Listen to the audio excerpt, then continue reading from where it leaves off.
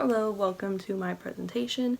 My topic I decided to cover was art techniques and styles. I know this is a topic that was pretty heavily covered in this class, but I still really like it, and I really liked learning about it in this class, so that's why I chose to do this one.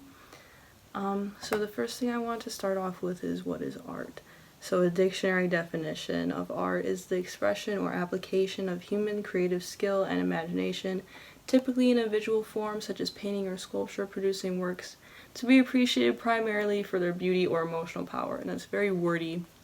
And I feel like art, everyone has their own definition of art because it's not very like a concrete thing that you can define, but that was a dictionary definition. My definition would be a physical form of self-expression, just a simple way to put it.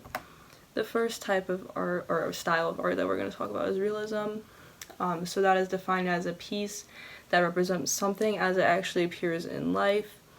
This movement started in France around the 1850s in opposition to Romanticism, which I will talk about in a moment. Realist painters often depicted like workers, common laborers, people that were like real people, like real, not the higher class. The artist could typically spend hours or even days studying their piece, making sure they get every little detail and examine it very closely so they can accurately paint it. Some famous realism artists are Jean-Francois Millet and Gustave Courbet. And so some techniques of realism is what I was actually just saying. I got ahead of myself, but that's the extremely close observation and precision. Contrast and brightness values are very important too, to create depth and the lightness and shadows. Soft edges, because you don't see outlines of things in real life, so they want to create like the illusion of an outline, you know, not actually a line. Here are some examples. We have The Burial at Ornans by Gustave Courbet, 1849, which fits that time frame. And you see this is just a funeral, like it's nothing fancy or anything. And The Gleaners by Jean-Francois Millet, 1857, is just some farm workers. And that's how I was saying, like common laborers. Next one is Romanticism, which I mentioned before. Defined as a movement in the arts and literature that focused on inspiration, subjectivity, and the primacy of the individual. This originated in Europe in the late 18th century and early 19th century. Romanticism was much more emotional than realism, focused on not really the like realistic life. Like that's why realism was in opposition to it, 'cause it's kind of the opposite.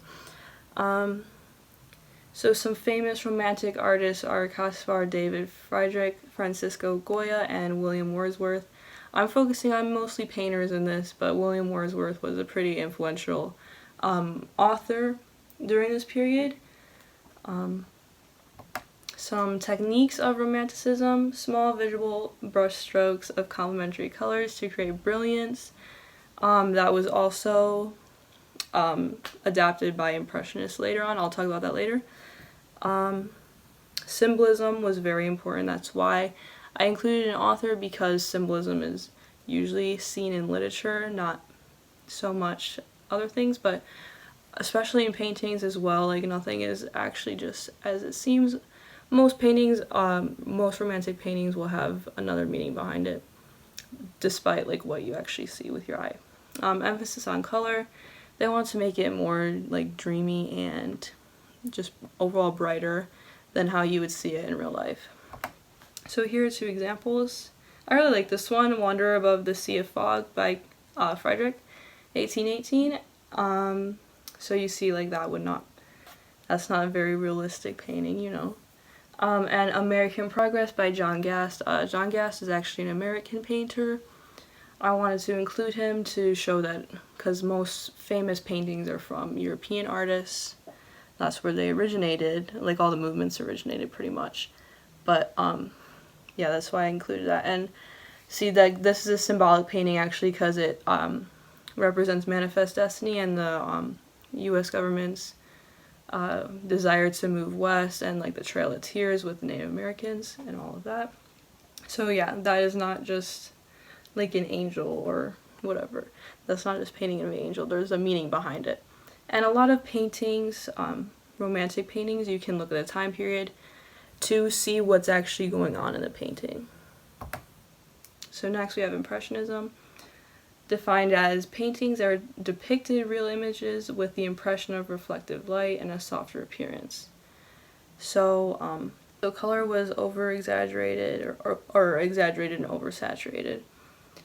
This originated around 1870 in Europe. Some famous Impressionist artists are Claude Monet, which is actually my favorite artist.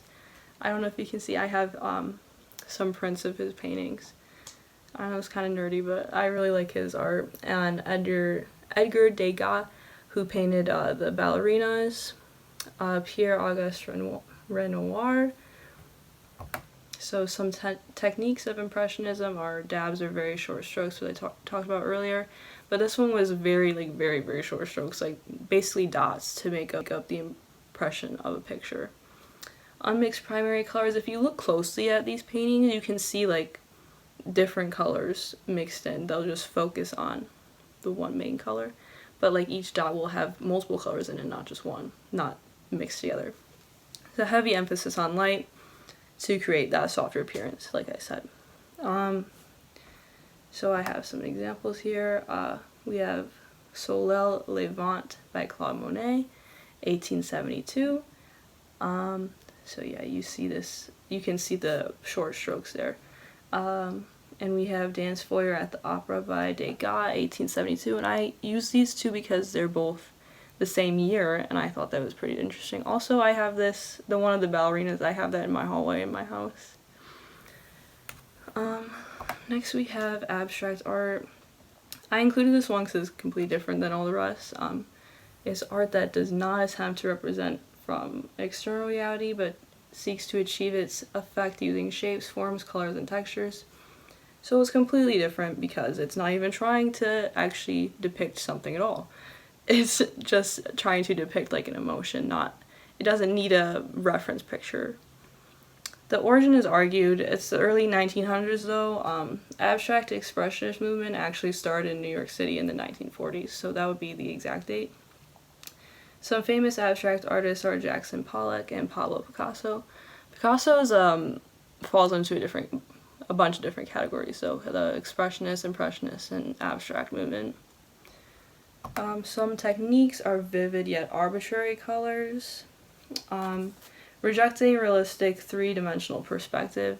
And once I learned this, I actually realized like, yeah, I've never seen like an abstract painting with like 3D subject matter. Emphasizing an artwork's formal qualities over its representational subject matter, like I said.